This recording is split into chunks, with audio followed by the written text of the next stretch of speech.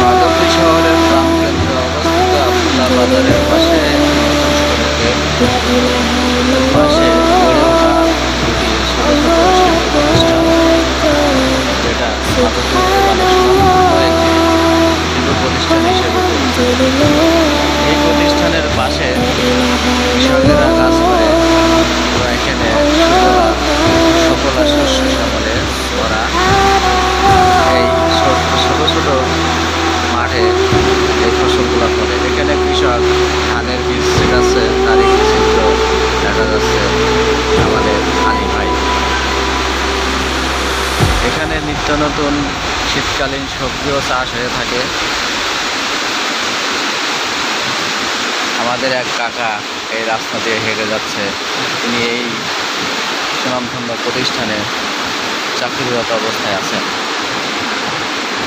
এখানে মাঠটা বেশ বিস্তীর্ণ, আশেপাশে বাড়ি আছে,